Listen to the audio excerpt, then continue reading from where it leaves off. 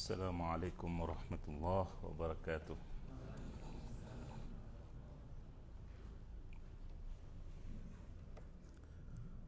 الحمد لله رب العالمين. الحمد لله الذي أنزل على عبده الكتاب، أظهر الحق بالحق وأخزى الأحزاب، وأتم نوره وجعل كيد الكافرين في تباب، جعل الليل والنهار خلفة لمن أراد خلفة لأولي الألباب. نحمده تبارك وتعالى مسبب الأسباب، ونعوذ بنور وجهه الكريم من العقاب وسوء الحساب. وأشهد أن لا إله إلا الله العزيز الوهاب، خلق الموت والحياة ليبلونا وإليه المآب. وأشهد أن محمدا عبده ورسوله الأواب. اللهم صل وسلم وبارك عليه وعلى آل والأصحاب. يا أيها الذين آمنوا اتقوا الله حق تقاته ولا تموتن إلا وأنتم مسلمون. يا أيها الناس اتقوا ربكم الذي خلقكم من نفس واحدة وخلق منها زوجها وبث منهما رجالا كثيرا ونساء، واتقوا الله الذي تساءلون به والأرحام إن الله كان عليكم رقيبا. يا أيها الذين آمنوا اتقوا الله وقولوا قولا سديدا يصلح لكم أعمالكم ويغفر لكم ذنوبكم، ومن يطع الله ورسوله فقد فاز فوزا عظيما. أما بعد، فإن أصدق الحديث كتاب الله، وخير الهدي هدي محمد صلى الله عليه وسلم، وشر الأمور محدثاتها، وكل محدثة في دين الله بدعة، وكل بدعة ضلالة، وكل ضلالة في النار. معاشر الآباء والأمهات والأخوة والأخوات, kembali kita dipertemukan oleh Allah Subhanahu wa Ta'ala di masjid yang mulia ini dalam rangka mengkaji asma-Nya, di mana pada kesempatan yang lalu kita telah sampai dan berbicara panjang lebar tentang asma Allah Al-Hasib, yaitu Allah sebagai zat sang maha menghitung. Setelah beberapa tambahan tentunya materi di luar buku kecil ini, kita kembali ke buku kecil kita, di mana di sini disebutkan bahwasanya makna al-hasib diantaranya bahwasanya dialah yang memberi kecukupan kepada semua hamba dalam segala hal yang penting bagi mereka, baik menyangkut urusan agamanya ataupun juga dunianya. Kecukupan dari Allah itu dikatakan ada dua macam. Pertama, kecukupan yang umum bagi semua makhluk dalam segala urusannya. Dia yang mencukupi makhluknya dengan menyediakan makan minum, tanah tempat berpijak, langit juga sebagai atapnya, serta udara. Dialah yang memperhitungkan dan mencukupi rizki mereka. Itu semua hamba Allah penuhi, mau mukmin mau kafir, semuanya Allah beri. Tetapi kecukupan yang kedua yang khusus bagi hambanya yang mukmin, yang bertakwa, yang bertawakal, Allah berikan kecukupan pada mereka. Pertama dengan memberinya hidayah, petunjuk, kemudian menjaga mereka dari dosa-dosa, pelanggaran dan maksiat. Dan kecukupan Allah untuk mereka sesuai kadar ketaatannya dan responnya dalam mengikuti sunnah Rasul sallallahu alaihi wasallam. Kemudian ditegaskan juga di sini bahwasanya Allah Subhanahu wa Ta'ala sebagai Rabb yang menghitung dengan sangat cepat, menghitung amal perbuatan manusia, lalu memberi balasan juga atas amal mereka sesuai dengan ilmunya yang maha luas, yang tak tersembunyi sesuatu pun darinya.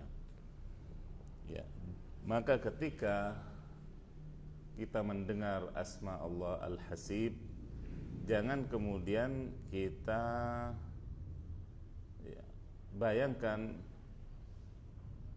karena Allah di atas hayalan dan bayangan siapapun dari makhluknya. Laisa kamitslihi syai'un wa huwas samiul basir. Tidak ada yang menyerupai Allah sesuatu pun, dan dialah zat yang maha mendengar lagi maha melihat. Itu kaidah umum dalam asma, termasuk dalam cara menghitung Allah Subhanahu wa taala. Kalau manusia ya, sepintar-pintarnya manusia menghitung, juga butuh alat bantu. Yang tidak butuh alat bantu mungkin ya, satu dari berapa juta orang, mungkin seperti itu. Tapi umumnya manusia butuh alat untuk menghitung. Sedangkan alat itu pun dibuat oleh manusia. Maka Allah Subhanahu wa taala yang menciptakan manusia juga tentunya menciptakan otaknya yang terbatas, sehingga mampunya membuat hanya kalkulator seperti itu ya. Membuat alat hitung sebagai alat bantu. Sedang Allah Subhanahu wa taala tidak membutuhkan itu semua. Dan secanggih-canggihnya juga pengetahuan atau teknologi yang dicapai oleh manusia, masuk di dalam firman Allah, wa ma utitum minal ilmi illa qalila. Dan tidaklah kalian diberi dari ilmu itu kecuali sedikit. Nah, kemudian di sini disebutkan juga Al-Hasib adalah zat yang memiliki kedudukan luhur dan semua makna kesempurnaan. Makanya dikatakan tidak butuh alat bantu karena kemahasempurnaan Allah dalam urusan hisab atau menghitung. Dia memiliki puncak keindahan dan keagungan dalam zat dan sifatnya. Seorang muslim berdoa kepada Allah dengan namanya Al-Hasib sebagai doa permohonan, seperti ucapannya hasbunallah wa ni'mal wakil.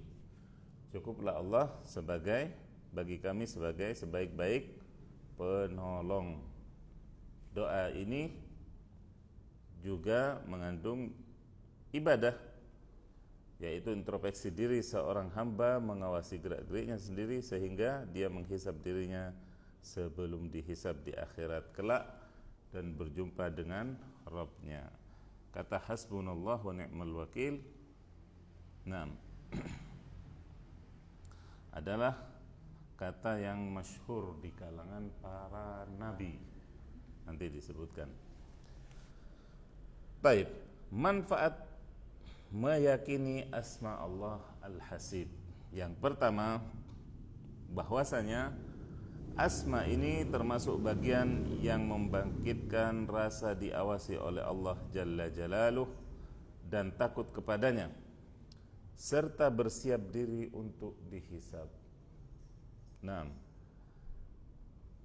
ketika kita tahu bahwasanya Allah itu maha menghitung amalan kita, gerak-gerik kita, ya, amal dan dosa kita, maka kita akan semakin merasa diawasi oleh Allah. Tidak butuh kepada adanya CCTV. Ada di CCTV di sini. Ketika asma Allah Al-Hasib ini terinstal di hati dan pikiran kita, tidak butuh kepada CCTV. Ada CCTV, tidak ada CCTV, sampai keliru-keliru. CCTV, ya begitu adanya kita, begitu tingkah kita. Nah, yang kedua, konsekuensi meyakini asma ini adalah menetapkan sifat kalam bagi Allah, karena Allah menghisab hambanya di hari kiamat dengan berdialog tanpa penerjemah. Nah, ini dalam asma Al-Hasib terkandung juga atau tersirat sifat al-kalam bagi Allah. bahwasanya Allah itu berbicara, karena Allah akan berdialog dengan hambanya satu persatu tanpa penerjemah, tidak butuh jasa penerjemah ya. Tidak butuh, karena yang menciptakan bahasa siapa? Allah pula ya kan? Allah yang menciptakan manusia dan alat komunikasinya, termasuk lidahnya, termasuk bahasanya. Jadi jangan kecil hati ya, bagi mereka yang misalnya belum bisa atau belum paham bahasa Al-Quran, bahasa hadis, bahasa agama Islam, meskipun sudah berusaha, karena tidak semua Allah berikan taufik untuk bisa menggunakan bahasa tersebut. Maka bagaimana dengan saya kelak? Ketahuilah Allah Maha Kuasa, Maha mengetahui dan memahami segala jenis bahasa tanpa penerjemah. Nah, kemudian yang ketiga, mencurahkan isi hati pada Allah agar dihilangkan kesedihan masa lalunya, kegelisahan yang sedang dialaminya, dan kekhawatiran akan masa depan. Curhatnya kepada Allah Subhanahu wa ta'ala. Karena tiga perkara ini yang memang tidak menenteramkan hidup manusia yang kurang iman. Kesedihan akan masa lalu, menyesali kenapa saya kemarin tidak begini, kenapa tidak begitu. Diingat-ingatkan tentang masa lalu. Kemudian kegelisahan yang dialami saat sekarang, yang sedang, yaitu hari ini, yang sedang dijalani. Itu juga bagian dari pintu-pintu masuk setan. Kemudian kekhawatiran akan masa depan. Masa depan di tangan Allah ya. Masa depan di tangan Allah Subhanahu wa ta'ala, setiap dari kita. Dengan sekali lagi meyakini Asma'ul Hasib ini, maka kita akan mengalami ketentraman hati, karena tahunya dan juga yakinnya bahwasanya segala urusan kita, masa lalunya, sekarangnya, besoknya, semua sudah ada hitung-hitungannya di sisi Allah Subhanahu wa ta'ala. Yang keempat, hanya bersandar kepada Allah, sebab ia tahu bahwa hanya Allah lah yang maha mencukupi hambanya. Nah, bersandar kepada Allah Subhanahu wa ta'ala adalah bagian dari ya, ibadah hati yang utama. Ibadah hati yang utama, bersandar kepada Allah Subhanahu wa ta'ala, dan juga meyakini bahwasanya Allah lah yang mencukupi kita.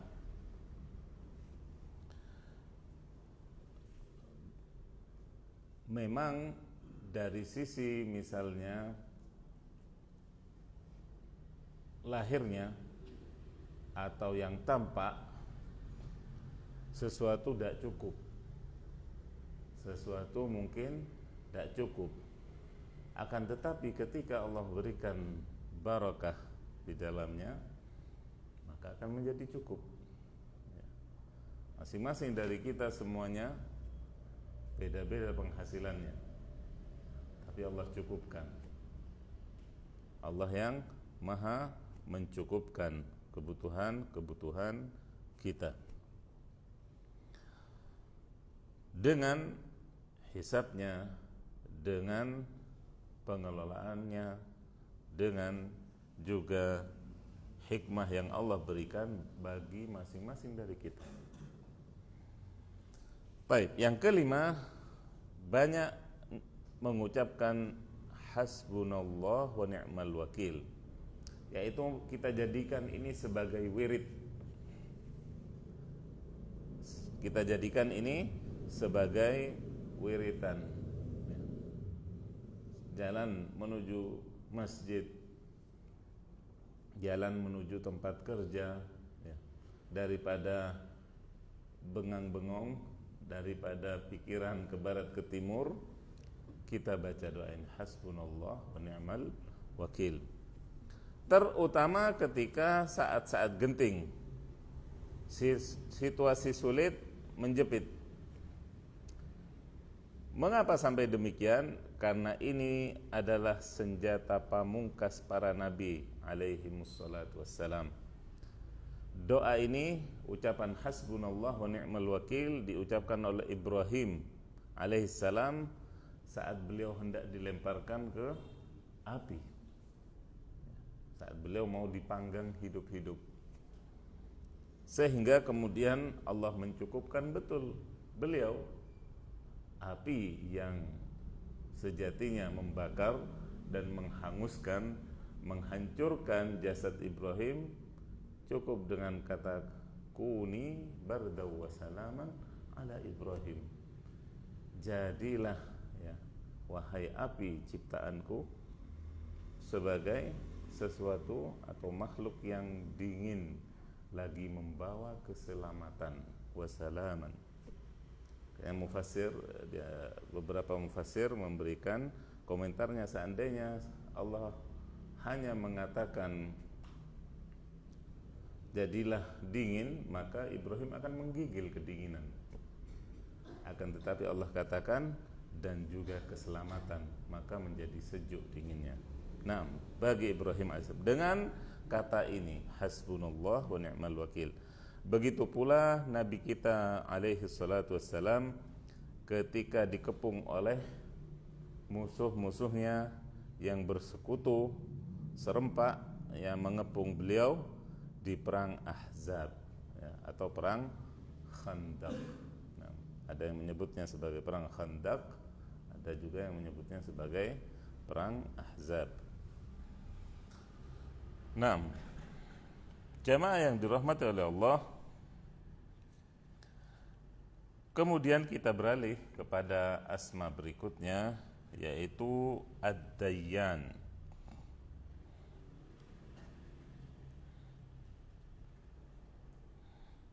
Asma Allah Ad-Dayyan, di mana asma ini tidak disebutkan dalam Al-Quran. Makanya kemudian para ulama memperselisihkannya. Sebagiannya tidak menjadikannya sebagai bagian dari Asmaul Husna, seperti Ibnu Hazm, Ibnu Hajar, dan Ibnu Utsaimin dari ulama kontemporer. Akan tetapi Al-Imam Al-Bukhari rahimahullah memasukkannya sebagai bagian dari asma Allah. Beliau cantumkan dalam sahihnya, ya, satu riwayat dari Nabi alaihi salatu wassalam, yuhsyarun nasu yaumal qiyamati uratan ghurlan buhma thumma yunadihim anal malik anad dayyan. Seluruh manusia atau hamba nanti akan dikumpulkan di hari kiamat dalam keadaan telanjang, tak berhitan, kemudian juga tidak membawa apapun.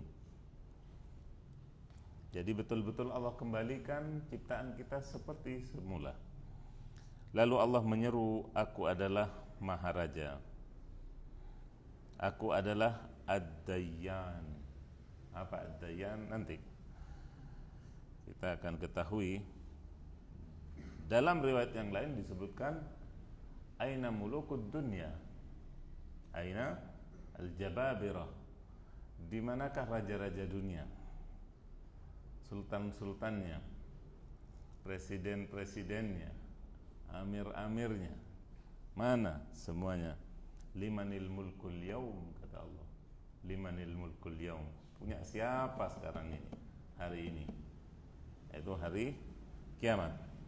Lillahil wahidil qahhar. Kemudian karena tidak adanya yang hidup di saat itu, semuanya dari makhluknya itu mati atau meninggal, Allah menjawab pertanyaannya dengan dirinya sendiri, lillahil wahidil qahhar. Hari ini adalah milik Allah yang Maha Esa, yang Maha menaklukkan seluruh alam semesta. Naam. Ad-Dayyan adalah zat yang maha memutuskan perkara, atau sebaik-baik hakim yang memvonis, atau juga zat yang mensyariatkan. Syara'a lakum minad dini ma wassa bil ayah, yaitu yang membuat syariat. Ad-Dayyan juga berarti zat yang membalas manusia dengan amalan mereka. Al-Mujazi, yang membalas dengan, sekali lagi, amalan mereka. Yang baik Allah balas dengan kebaikan, sedangkan yang buruk juga Allah balas dengan keburukan pula yang setimpal dengan keadilannya.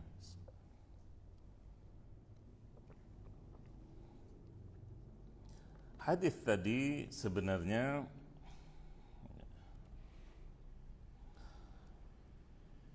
adalah hadis yang panjang. Selengkapnya seperti ini. Karena pentingnya hadis ini dan banyaknya pelajaran darinya, maka saya akan bacakan hadis dari Jabir bin Abdullah ini.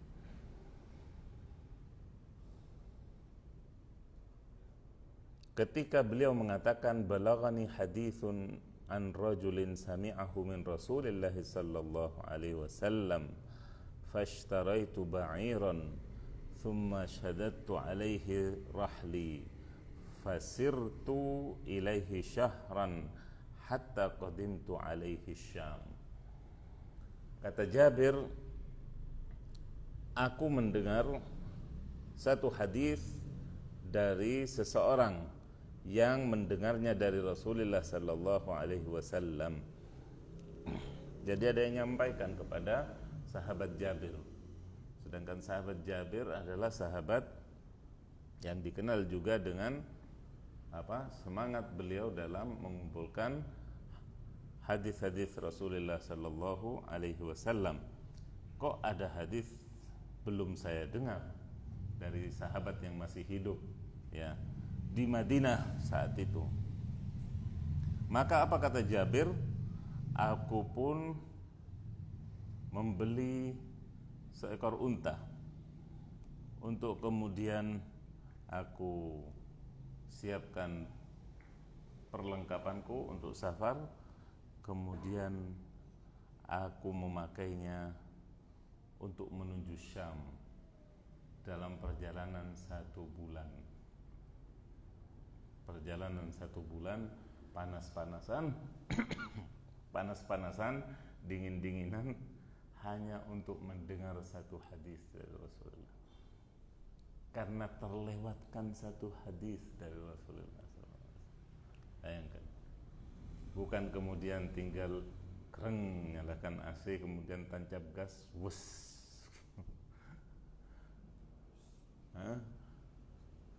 Naik unta. Allah. Tidak cukup kalau kita sekarang, ya, menunjukkan semangat kita yang luar biasa, cukup zoom-zooman, live streamingan. Allahul musta'an. Baik. Kemudian faida Abdullah bin Unais. Kemudian tibalah di rumah sahabat yang dituju oleh Jabir, yaitu bernama Abdullah bin Unais. Kemudian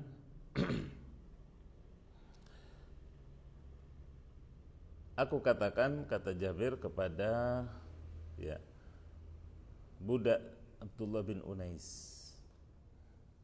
Setelah ketok pintu dikatakan, siapa? Jabir, kata sahabat Jabir bin Abdullah. Kemudian disampaikanlah kepada Abdullah. Ketika ditanya Jabir siapa lagi, Abdul bin Abdullah, maka Jabir pun mengiyakan. Kemudian Abdullah bin Unais keluar menemui beliau sambil merangkulnya dengan kuat-kuat. Begitu pula Jabir. Kemudian Jabir langsung tidak buang-buang waktu menyampaikan hajat keperluannya. Aku datang dari Madinah kemari hanya untuk mendengarkan hadis dari Rasulullah sallallahu alaihi wasallam dalam hal qisas di hari kiamat. Fa khasyitu an tamuta au amut qabla an asma'a. Aku takut, khawatir engkau yang mati duluan atau aku yang mati duluan, sehingga aku tidak mendengar hadis itu dari Rasulullah. Itu beliau sangat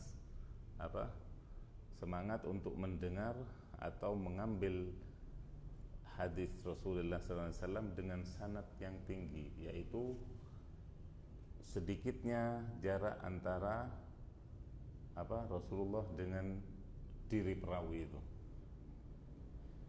Hanya Abdullah bin Unais langsung mendengar dari Rasulullah.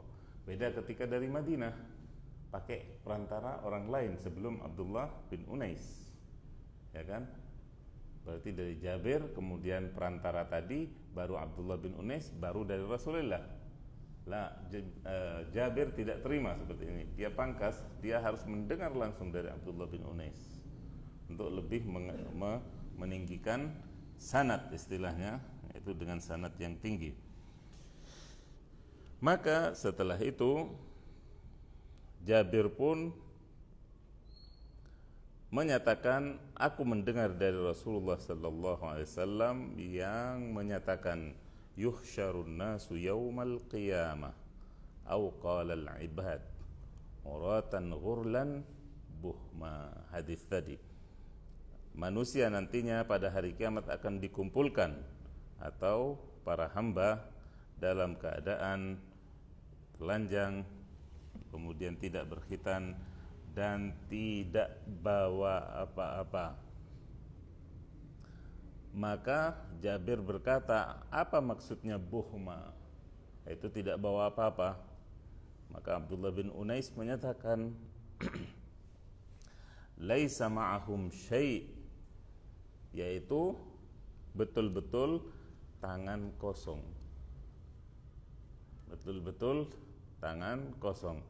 Thumma yunadihim bisautin yasma'uhu man ba'uda kama yasma'uhu man qarub.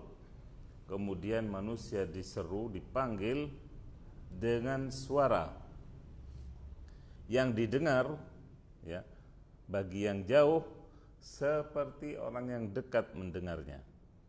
Anal malik anad dayyan, itu akulah raja dan akulah ad-dayyan.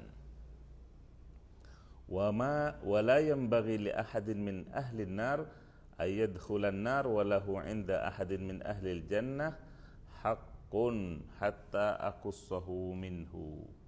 Dan tidak selayaknya bagi penghuni neraka untuk masuk neraka sedang dia punya sisa kebaikan yang ada di tanggungan penghuni surga. Maksudnya nantinya setelah, tidak mungkin seseorang tercecer atau ketinggalan satu amal solehnya, namun keburu nyemplung ke neraka. Ini sesuatu yang mustahil. Itu maksud sabda Nabi ini. Kemudian sebaliknya, wala yanbaghi li ahadin min ahli al-jannah ay yadkhula al-jannah wa li ahadin min ahli an-nar 'indahu haqqun hatta aqussahu minhu. Dan juga tidak selayaknya bagi seorang penghuni surga masuk surga sedang dia punya tanggungan yang dimiliki oleh penghuni neraka sampai betul-betul ditunaikan, sampai betul-betul ditunaikan haknya penghuni neraka tersebut. Jadi hatta penghuni neraka pun tidak terzalimi. Hatta latmah, di sini disebutkan hatta latmah, bahkan dalam urusan latmah itu memukul wajah atau nempeleng. Hatta latmah, yaitu sesuatu yang ringan dibandingkan pembunuhan misalnya. Yang dimaksud dibandingkan pembunuhan, yaitu pemukulan. Pemukulan. Qulna kaif wa innama na'tillaha azza wa jalla uratan ghurlan buhma. Bagaimana hal itu? Kata kami, yaitu para sahabat kepada Nabi. Sedangkan kami akan menghadap Allah dalam keadaan telanjang, kemudian juga tidak berkhitan dan tidak bawa apa-apa. Maka Rasulullah SAW menyatakan bil hasanati was sayyiat, dengan pahala-pahala dan dosa-dosa. Dalam riwayat Imam Hakim terdapat tambahan setelah ucapan beliau tersebut. Beliau membaca firman Allah pada surah Ghafir ayat ke-17, al-yawma tujza kullu nafsin bima kasabat la zulmal yawm. Sungguhnya setiap jiwa itu akan dibalas atas perbuatannya, tidak ada kezaliman pada hari ini. Tidak ada kezaliman pada hari ini. Nah, sedangkan juga terdapat asar berkaitan dengan Asma Ad-Dayyan ini dari Abi Qilabah, dari Abu Darda, bahwasanya al-birru la yabla wal ithmu la yunsa wad dayyanu la yanam wad dayyanu la yanam fakun kama syi'ta kama tadinu tudan. Yang namanya kebaikan itu tidak akan lusuh, tidak akan hilang, tidak akan tercoret catatannya.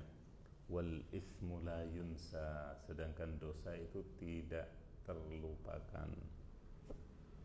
Sedangkan ad-dayyan, yaitu Allah, la yanam, tidak tidur, la ta'khudhuhu sinatu wala naum. Naam.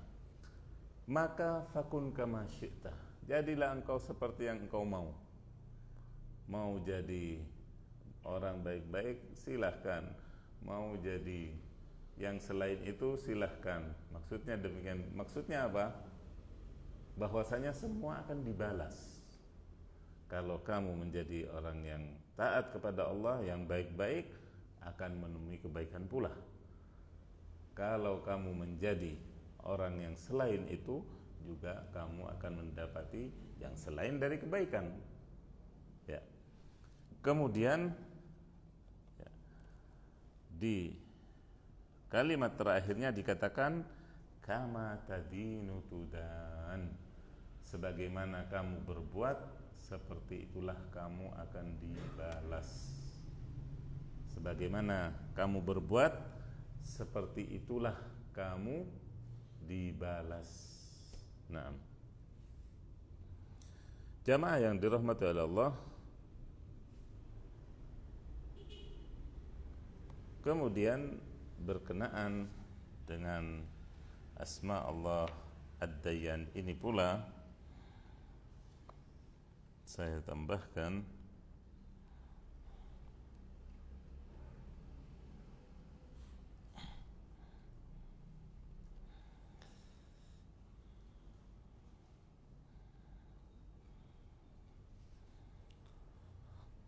saya kira cukup tambahannya. kita lanjutkan ke poin berikutnya, yaitu manfaat beriman kepada asma Allah Ad-Dayyan. Yang pertama, bahwasanya meyakini asmanya ini berkonsekuensi menetapkan beberapa sifat sempurna bagi Allah, seperti kerajaan, kekuasaan, ilmu, adil, berbicara, bijaksana, dan lainnya. Jadi asma Ad-Dayyan ini banyak hubungannya dengan asma Allah yang lain, sebagai Al-Malik, sebagai raja yang punya kerajaan, Allah Subhanahu wa ta'ala, sebagai juga Al-Qadir yang punya kekuasaan, sebagai Al-Alim, zat yang maha berilmu, sebagai Al-Adlu, zat yang maha adil. Kemudian juga sifatnya Al-Mutakallim, yang berbicara dengan malaikatnya, dengan nabinya, dengan manusianya, hambanya masing-masing kelak. Kemudian juga sifat Allah Subhanahu wa ta'ala yang maha bijaksana, ya, dan lainnya. Disitulah kesempurnaan asma Allah Subhanahu wa ta'ala, di mana dalam satu sisi asma Allah itu punya makna tersendiri, independen, ya, berdiri sendiri, tapi di sisi lain juga punya hubungan erat dengan asma-asma yang lain, saling mengikat meskipun punya makna tersendiri dari masing-masing asmanya. Kemudian yang terakhir atau penutup di sini, karena waktu juga yang membatasi kita, takut pada Allah Jalla Jalaluh dan menjauhi apa-apa yang mendatangkan murkanya sebelum datang hisab dan balasan pada hari kiamat.